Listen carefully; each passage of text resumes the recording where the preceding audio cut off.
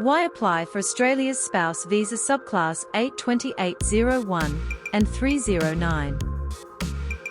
In today's video, we will be talking about the Australian Spouse Visas, Subclass 820, 801, and 309.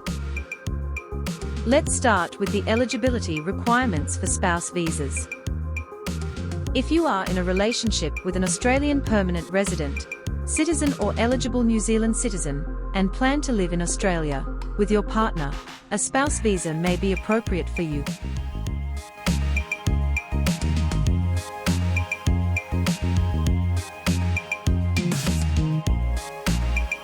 Applicants are required to prove that their relationship is authentic and continuing in order to be eligible.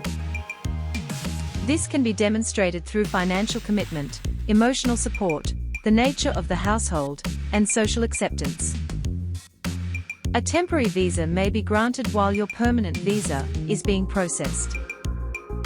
You may be granted a permanent visa if your relationship is still continuing after 2 years of applying for a spouse visa. In some conditions, you may be directly eligible for a permanent visa. This majorly depends on having children or establishing a long-term relationship. Now let's look at the requirements for married couples. Married couples applying for a spouse visa must have an authentic marriage recognized under Australian law. If marriages are performed in another country and are recognized by the law of that country, then they are also normally accepted under Australian law. What about de facto relationships? De facto relationships, including both heterosexual and same-sex, normally require couples to prove that they have been living together for a minimum of 12 months before applying. De facto couples may have the ability to register their relationship, through which they may not require a 12-month period of living together. If you have spent 12 months or longer with your partner, you may be eligible to apply for a spouse visa on the basis of de facto relationships, implying that the relationship is mutually exclusive. This is also applicable if one of the couples is still married to a third party, including divorce awaiters. So what are the entitlements of a spouse visa?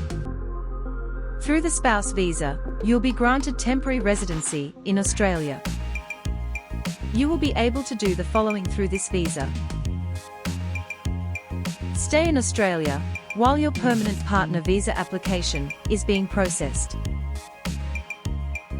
Study in Australia, but without any access to government funding.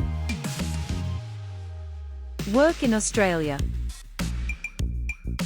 And lastly, enroll in Medicare, which is Australia's health scheme for health-related expenses and care. Our video update for today ends here. Hit the like button and subscribe to our channel for more updates on Australian immigration. Thanks for watching.